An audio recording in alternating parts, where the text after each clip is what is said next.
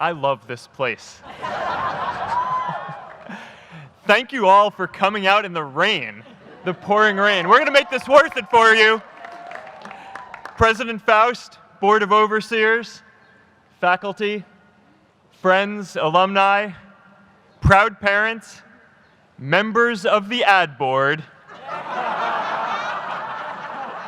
and graduates of the greatest university in the world.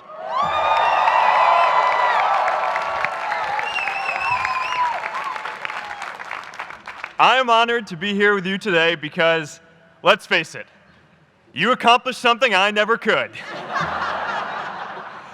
If I get through this speech today, it'll be the first time I actually finish something here at Harvard. Class of 2017, congratulations.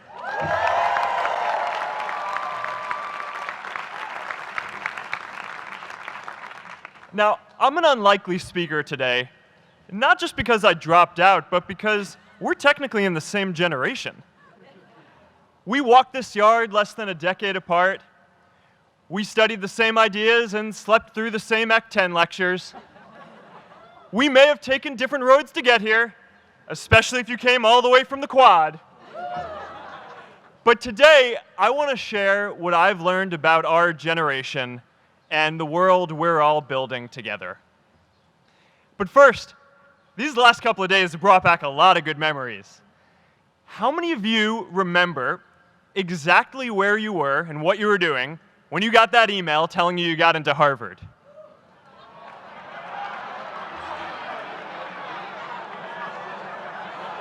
I was playing the video game Civilization, and I ran downstairs and got my dad, and for some reason, his first reaction was to video me opening the email.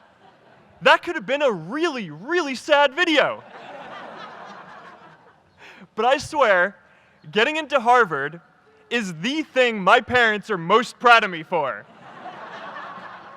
My mom is nodding. You all know what I'm talking about. Look, guys, it's tough to beat this. You'll see when you get out there. How many of you remember your first lecture here at Harvard? Mine was Computer Science 121 with the incredible Harry Lewis. Harry. I was running late for class, so I threw on a t-shirt, and I didn't realize until afterwards that I put it on inside out and backwards, and my tag was sticking out the front. I couldn't figure out why no one in class would talk to me. Except for this one guy, KX Jin. He just went with it. We started doing our problem sets together, and now he runs a big part of Facebook. And that, class of 2017, is why you should be nice to people.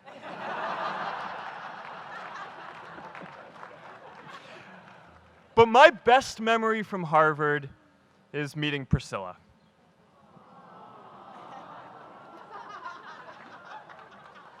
I had just launched this prank website, FaceMash, and the ad board wanted to see me. Everyone thought I was going to get kicked out. My parents drove up here to help me pack my stuff. My friends threw me a going-away party. Who does that? As luck would have it, Priscilla was at that party with her friends, and we met in line for the bathroom in the Foho Bell Tower, and in what must be one of the all-time most romantic lines, I turned to her and said, "I'm getting kicked out in 3 days, so we need to go on a date quickly." Actually, any of you graduating today can use that line.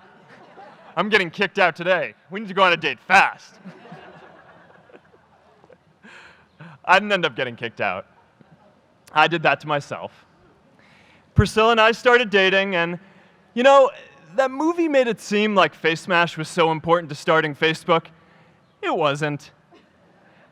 But without FaceMash, I never would have met Priscilla. And Priscilla's the most important person in my life. So you could still say it was the most important thing I built in my time here.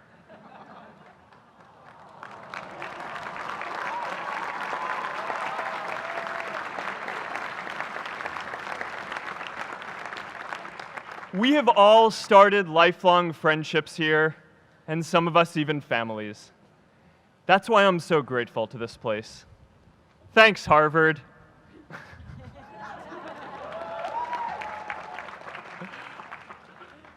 Today, I want to talk about purpose. But I'm not here to give you the standard commencement about finding your purpose. We're millennials. We try to do that instinctively. Instead, I'm here to tell you that finding your purpose isn't enough. The challenge for our generation is to create a world where everyone has a sense of purpose. One of my favorite stories is when JFK went to go visit the NASA Space Center, and he saw a janitor holding a broom, and he asked him what he was doing, and the janitor replied, "Mr. President, I'm helping put a man on the moon." Purpose is that feeling that you are a part of something bigger than yourself, that you are needed, and that you have something better ahead to work for. Purpose is what creates true happiness. And you are graduating at a time when this is especially important. When our parents graduated, that sense of purpose reliably came from your job, your church, your community. But today, technology and automation are eliminating many jobs. Membership in a lot of communities has been declining, and a lot of people are feeling disconnected and depressed and are trying to fill a void in their lives. As I've traveled around, I've sat with children in juvenile detention and opioid addicts who've told me that maybe their lives would have turned out differently if they just had something to do, an after-school program or somewhere to go. I've met factory workers who know their old jobs aren't coming back and are just trying to find their path ahead. For our society to keep moving forward, we have a generational challenge to not only create new jobs, but create a renewed sense of purpose. I remember that night I launched Facebook from that little dorm in Kirkland House. I went to Noakes with my friend KX, and I remember telling him clearly that I was excited to help connect the Harvard community, but one day someone would connect the whole world. The thing is, it never even occurred to me that that someone might be us. We were just college kids. We didn't know anything about that. There were all these great big technology companies with all these resources, and I just assumed one of them would do it. But this idea was so clear to us that all people want to connect. So we just kept working on it, day after day after day. And I know that a lot of you are going to have your own stories just like this. A change in the world that seems so clear that you are sure someone else is going to do it. But they're not. You will. But it's not enough to have that purpose yourself. You also have to create a sense of purpose for others. And I found that out the hard way. You see, my hope was never to build a company. I wanted to have an impact. And as all these people started joining us, I just assumed that that's what they wanted to do too. So I never took the time to explain what it was that I hoped we'd build. A couple years in, some big companies wanted to buy us. I didn't want to sell. I wanted to see if we could connect more people. And we were building the first version of Newsfeed at the time, and I thought, if we could just launch this, it could change how we all learn about the world. Nearly everyone else wanted to sell. Without a sense of higher purpose, this was their startup dream come true, and it tore our company apart. After one particularly tense argument, one of my close advisors told me if I didn't agree to sell the company right now, I would regret that decision for the rest of my life. Relationships were so frayed that within a year or so, every single person on our management team was gone. That was my hardest time leading Facebook. I believed in what we were doing, but I felt alone. And worse, it was my fault. I wondered if I was just wrong, an imposter, a 22-year-old kid who had no idea how things actually worked. Now, years later, I understand that is how things work when there's no sense of higher purpose. So it's up to all of us to create it so we can all keep moving forward together. And today, I want to talk about 3 ways that we can create a world where everyone has a sense of purpose. By taking on big, meaningful projects together. By redefining equality so everyone has the freedom to pursue their purpose. And by building community all across the world.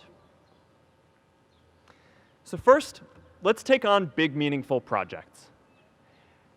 Our generation is going to have to deal with tens of millions of jobs replaced by automation like self-driving cars and trucks. But we have the potential to do so much more than that. Every generation has its defining works. More than 300,000 people worked to put that man on the moon, including that janitor. Millions of volunteers immunized children around the world against polio, and millions of more people built the Hoover Dam and other great projects. And now it's our generation's turn to do great things. Now I know, maybe you're thinking, I don't know how to build a dam. I don't know how to get 1 million people involved in anything. Well, let me tell you a secret. No one does when they begin. Ideas don't come out fully formed. They only become clear as you work on them. You just have to get started. If I had to know everything about connecting people before I got started, I never would have built Facebook. Movies and pop culture just get this all wrong. The idea of a single eureka moment is a dangerous lie. It makes us feel inadequate because we feel like we haven't had ours yet. And it prevents people with seeds of good ideas from ever getting started in the first place. Oh, and you know what else movies get wrong about innovation? No one writes math formulas on glass, okay? All right? That's not a thing, okay? It's really good to be idealistic, but be prepared to be misunderstood. Anyone working on a big vision is going to get called crazy, even if you end up right. Anyone taking on a complex problem is going to get blamed for not fully understanding it, even though it's impossible to know everything up front. Anyone taking initiative will always get criticized for moving too fast because there's always someone who wants to slow you down. In our society, we often don't take on big things because we're so afraid of making mistakes that we ignore all the things wrong today if we do nothing. The reality is, anything we do today is going to have some issues in the future.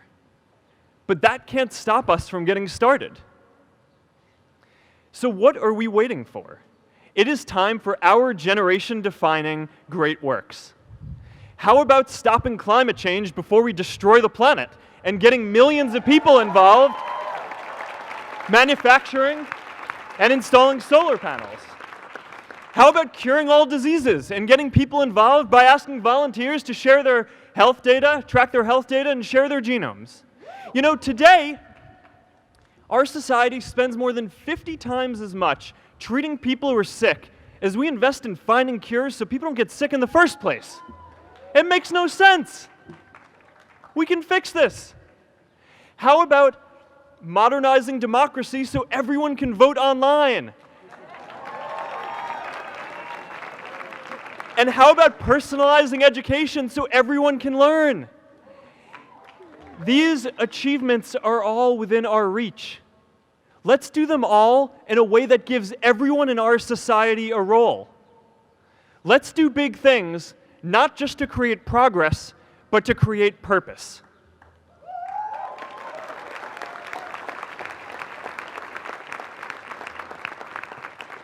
So taking on big, meaningful projects together is the first thing we can do to create a world where everyone has a sense of purpose. The second is redefining our idea of equality so everyone has the freedom to pursue their purpose. Now, many of our parents had stable jobs throughout their careers, but in our generation, we're all a little entrepreneurial, whether we're starting our own projects or finding our role in another one. And, you know, that's great, because our culture of entrepreneurship is how we create so much progress. An entrepreneurial culture thrives when it is easy to try lots of new ideas. Facebook wasn't the first thing I built. I also built chat systems and games, study tools and music players, and I'm not alone. J.K. Rowling got rejected 12 times before she finally wrote and published Harry Potter. Even Beyoncé had to make hundreds of songs to get Halo. The greatest successes come from having the freedom to fail. Now, today, we have a level of wealth inequality that hurts everyone. When you don't have the freedom to take your idea and turn it into a historic enterprise, we all lose. And right now, today, our society is way over-indexed on rewarding people when they're successful, and we don't do nearly enough to make sure that everyone can take lots of different shots. Now, let's face it, there is something wrong with our system when I can leave here and make billions of dollars in 10 years, while millions of students can't even afford to pay off their loans, let alone start a business.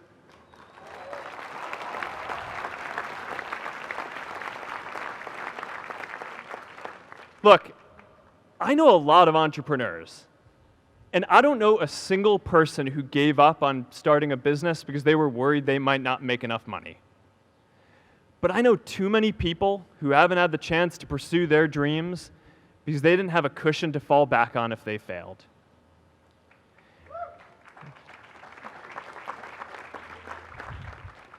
We all know you don't get successful just by having a good idea or working hard. You get successful by being lucky too. If I had to support my family growing up instead of having the time to learn how to code, if I didn't know that I was going to be fine if Facebook didn't work out, then I wouldn't be standing up here today. And if we're honest, we all know how much luck we've had to get to this point in our lives. Every generation expands its definition of equality. Previous generations fought for the vote and civil rights. They had the New Deal and Great Society. And now it's time for our generation to define a new social contract.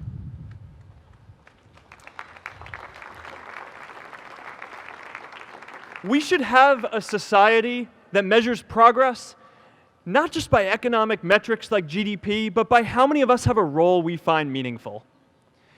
We should explore ideas like universal basic income to make sure that everyone has a cushion to try new ideas. We're all going to change jobs and roles many times, so we need affordable childcare to get to work and healthcare that's not tied to just one employer. And we're all going to make mistakes. So we need a society that's less focused on locking us up and stigmatizing us when we do. And as our technology keeps on evolving, we need a society that is more focused on providing continuous education through our lives.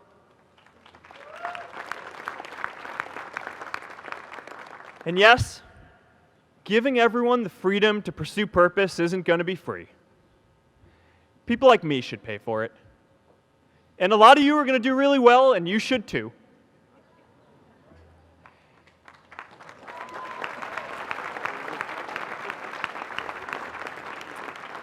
That is why Priscilla and I started the Chan Zuckerberg Initiative and committed our wealth to promoting equal opportunity.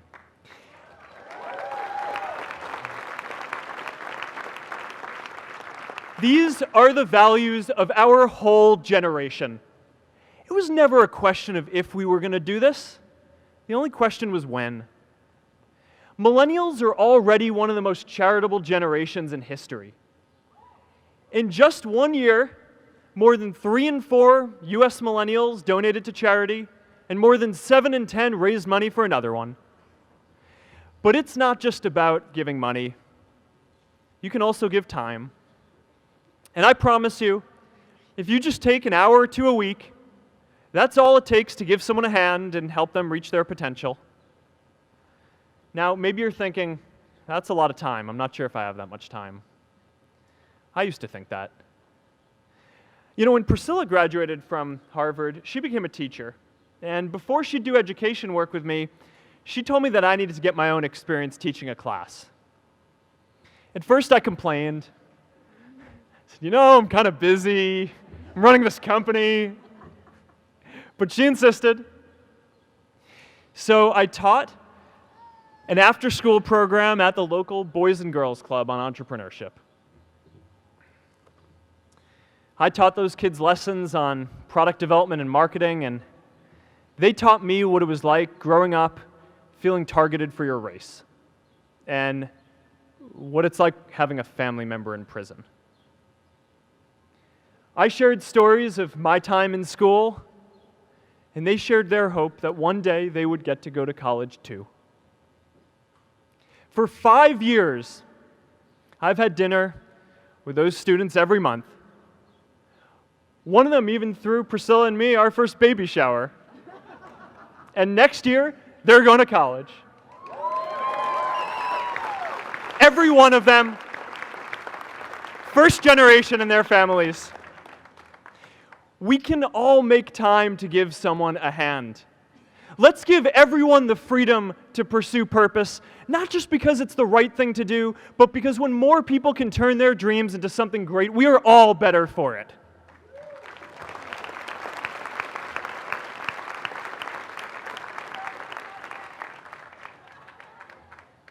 Purpose doesn't only come from work.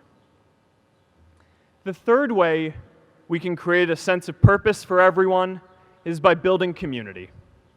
And in our generation, when we say purpose for everyone, we mean everyone in the world. Now, quick show of hands. How many of you here are from another country? All right, now keep your hands up. How many of you are friends with one of these folks? Now we're talking. See, we have grown up connected. In a recent survey of millennials around the world, asking what most defines our identity, the most popular answer wasn't nationality, ethnicity, or religion. It was citizen of the world. That's a big deal. Every generation expands the circle of people we consider one of us. And in our generation, that now includes the whole world. We understand that the great arc of human history bends towards people coming together in ever greater numbers, from tribes to cities to nations, to achieve things that we could not on our own. We get that our greatest opportunities are now global. We can be the generation that ends poverty, that ends disease. And we get that our greatest challenges need global responses too. No country can fight climate change alone or prevent pandemics. Progress now requires coming together, not just as cities or nations, but also as a global community. But we live in an unstable time. There are people left behind by globalization across the whole world. And it's tough to care about people in other places when we don't first feel good about our lives here at home. There's pressure to turn inwards. This is the struggle of our time. The forces of freedom, openness, and global community against the forces of authoritarianism, isolationism, and nationalism. Forces for the flow of knowledge, trade, and immigration against those who would slow them down. This is not a battle of nations. It is a battle of ideas.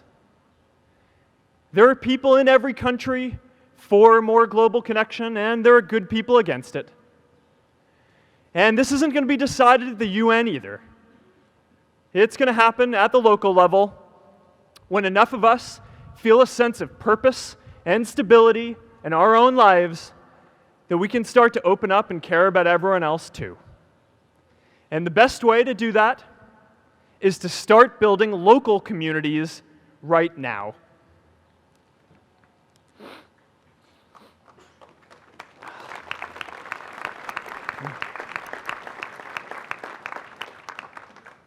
We all get a lot of meaning from our communities. Who here's from Elliott House? How about Lowell? I know you guys found community because you literally live right on top of each other. And Mather? I'll just leave that there. Whether our communities are houses or sports teams, churches or a cappella groups, they give us that sense that we are a part of something bigger, that we are not alone. They give us the strength to expand our horizons. And that's why it's so striking that over the past few decades, membership in all kinds of communities has declined by as much as 1/4. That's a lot of people who now need to find a sense of purpose somewhere else. But I know that we can rebuild these communities and start new ones because many of you already are. I met Agnes Segoye, who's graduating today. Agnes, where are you?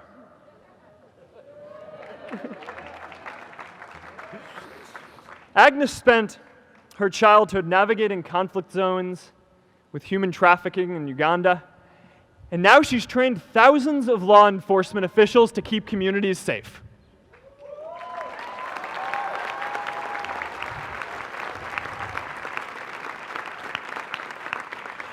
I met Kayla Oakley and Neha Jain, who are graduating today too. Stand up, guys. Kayla and Neha started a nonprofit that connects people suffering from chronic illnesses with people in their communities who are willing to help out.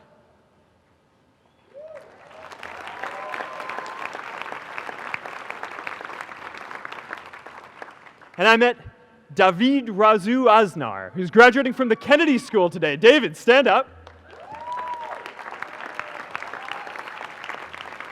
David is a former city councilor who fought to make Mexico City the first Latin American city to pass marriage equality, even before San Francisco.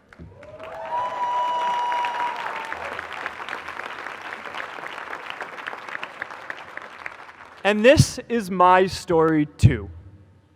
A student in a dorm, connecting one community at a time, and keeping at it until one day we can connect the whole world.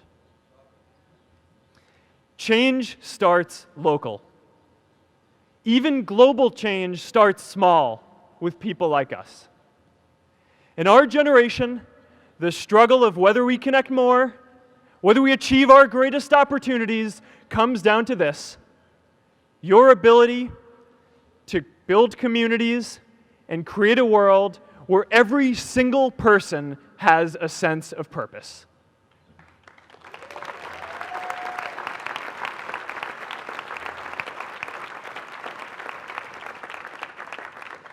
Class of 2017, you are graduating into a world that needs purpose, and it's up to you to create it. Now, maybe you're asking yourself, can I really do this? Well, remember when I told you about that class I taught at the Boys and Girls Club? One day after class, I was talking to my students about going to college, and one of my top students raised his hand and said that he wasn't sure he could go to college because he's undocumented. He wasn't sure if they'd take him. Last year, I took him out to breakfast for his birthday, and I wanted to get him a gift, so I asked him what he wanted, and he just started talking about struggles that he saw other students in his class facing, and finally said, "You know, I'd really just like a book on social justice." I was blown away. Here is a young guy who has every reason to be cynical. He wasn't sure if the country he calls home, the only one he's known, was going to deny him his dream of going to college. But he wasn't feeling sorry for himself. He wasn't even thinking of himself. He has a greater sense of purpose, and he's going to bring people along with him. It says something about our situation today that I can't even say his name because I don't want to put him at risk. But if a high school senior who doesn't know what the future holds for him can do his part to move the world forward, then we owe it to the world to do our part too.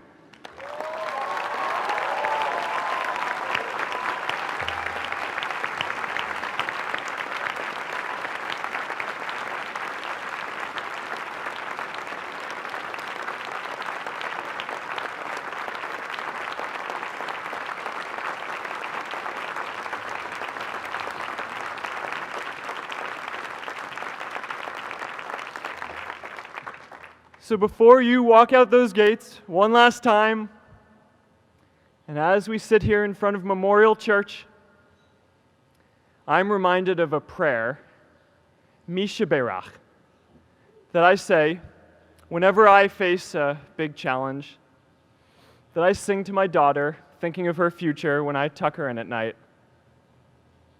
And it goes, "May the source of strength, who's blessed the ones before us, help us find the courage to make our lives a blessing." I hope you find the courage to make your life a blessing. Congratulations, class of 2017. Good luck out there.